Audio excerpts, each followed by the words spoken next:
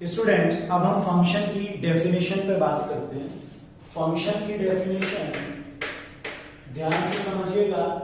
अभी तक आपने थ्योरेटिकल पोर्शन क्लियर कर लिया है, अब जरा थोड़ा सा उसका स्टेटमेंट देख लेते हैं।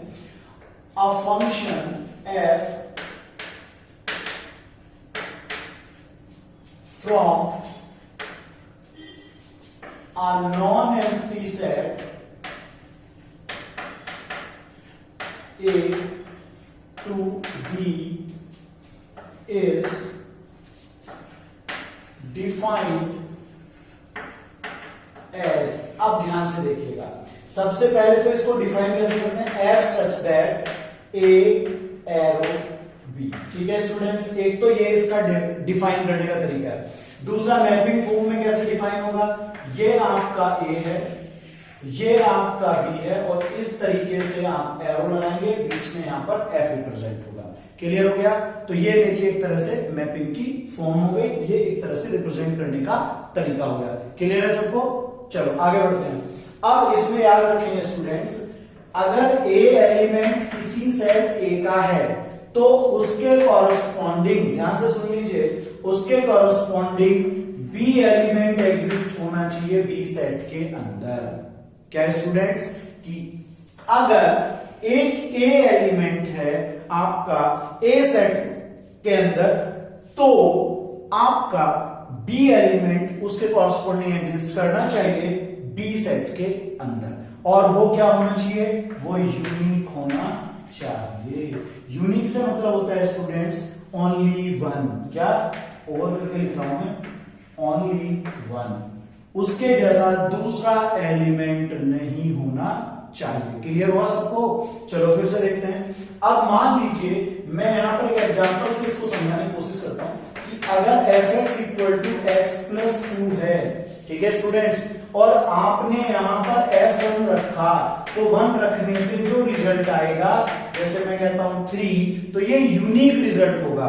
इससे पता चला कि 1 बिलोंग्स टू A है तो उसके कॉरस्पॉन्डिंग एक 3 रिजल्ट मिलता है जो B के अंदर एग्जिस्ट करेगा। क्लियर हुआ यहां पर कि अगर एक एलिमेंट 1 मैंने A से लिया है तो उसके कॉरस्पॉन्डिंग एक B एलिमेंट एग्जिस्ट करता है जो B के अंदर है। ठीक है, दूसरा एलिमेंट एग्जिस्ट करता है जो B के अंदर है। ठीक है, अब आगे बढ़ते हैं। अगर मैं यहां पर निकालना चाहूं f3, मैं तो ऐसे ही ले रहा हूं कोई वैल्यूज, तो अब यहां पर 3 प्लस 2 कितना आएगा स्टूडेंट्स, 3 प्लस 2 हो गया आपका 5।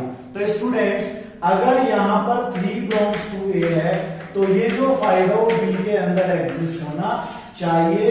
अगर ऐसा नहीं है, मतलब ये अगर ऐसे एग्जिस्ट करता है तो ये फंक्शन है, फंक्शन फॉर्म एग्जिस्ट। ठीक है स्टूडेंट्स, अगर ये 5 एग्जिस्ट नहीं करता है, नॉट एग्जिस्ट इन B, क्या अगर ये 5 की वैल्यू में निकाल रहा हूं और ये 5 उसके B के अंदर एग्जिस्ट नहीं करता है, देन ध्यान से समझिए, देन ये जो 5 है ये उसके अंदर एग्जिस्ट नहीं कर रहा है और आपने 3 रखा और ये यूनिक नहीं है, तो फंक्शन जो है वो नॉट एग्जिस्ट कंडीशन है। क्या फंक्शन एग्जिस्ट नहीं है, तब ये क्या हो सकता है, then it is a relation. क्या तब ये रिलेशन तो हो सकता है, लेकिन अगर यूनिक वैल्यू एग्जिस्ट नहीं है तो ये फंक्शन नहीं होगा। ठीक है, अब मैपिंग के हिसाब से थोड़ा सा समझने की कोशिश करते हैं इस चीज को। ये आपने A लिखा, ये आपने B लिखा। ठीक है स्टूडेंट्स, अब आपने यहां पर मान लीजिए 1 रखा, ये 2 रखा, 3 रखा, मैं ऐसे वैल्यू ले लेता हूं। अब इसके कॉरस्पॉन्डिंग देखो, 1 रखने से क्या आएगा, 3, फिर 4, फिर 5, फिर 6। अब अगर ये ऐसे मिल रहे हैं तो ये आपकी फंक्शन की फॉर्म है। क्या है ये फंक्शन है। ठीक है, और अगर मान लो मैंने क्या करा, एक और देखते हैं, यहां पर ये A है और ये दूसरा आपके पास B है, मैं ऐसे लिख लेता हूं 1 2 3 4, फिर ये आपके पास है 2 3 4 5। ठीक है स्टूडेंट्स, अब देखिएगा 1 रखने से एक बार तो 2 आता है और दूसरी बार 1 रखने से क्या आता है, 5। तो ये आपका फंक्शन नहीं है, नॉट अ फंक्शन फॉर्म। ठीक है, तब ये फंक्शन नहीं है, तब ये ओनली क्या हो सकता है, रिलेशन हो सकता है, फंक्शन नहीं होगा। क्या रिलेशन हो सकता है लेकिन ये फंक्शन नहीं होगा। तो समझ में आ रहा है ना रिलेशन फंक्शन में फर्क। ठीक है, चलो आगे बढ़ते हैं और भी देखते हैं फॉर्म्स। अब पहचान कैसे हो डायग्राम के हिसाब से। सपोज मेरे को एक डायग्राम ये दिया हुआ है, सपोज एक डायग्राम मेरा ऐसे दिया हुआ है, सपोज मेरे पास एक डायग्राम इतना है। ठीक है स्टूडेंट्स, इसमें ये मेरे को मालूम है एक्स एक्सिस है, ये आपका वाई एक्सिस है, ये आपके पास वाई एक्सिस है, ये आपके पास ऐसे आगे प्रोड्यूस कर लीजिए, कोई फर्क नहीं पड़ता। X axis, X, X dash, Y, Y dash.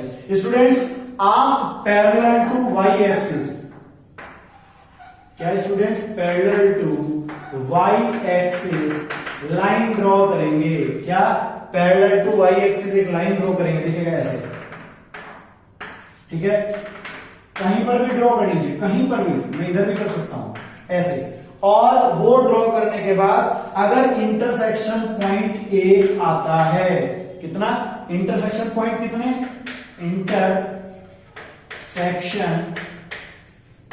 Point equal to 1, अगर इंटरसेक्शन पॉइंट कितना है 1 है, कितना है 1, then it is a function, then it is a function. Clear हो गया स्टूडेंट्स।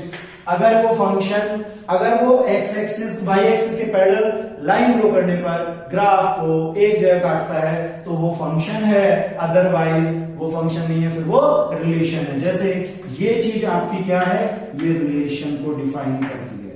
किसको डिफाइन करती है, रिलेशन को। और ये दोनों चीजें क्या रिप्रेजेंट कर रही हैं, ये फंक्शन को रिप्रेजेंट कर रही है। ठीक है स्टूडेंट्स, तो ये मेरे पास है रिलेशन और ये दोनों है मेरे पास फंक्शन। क्लियर हुआ ग्राफिकली।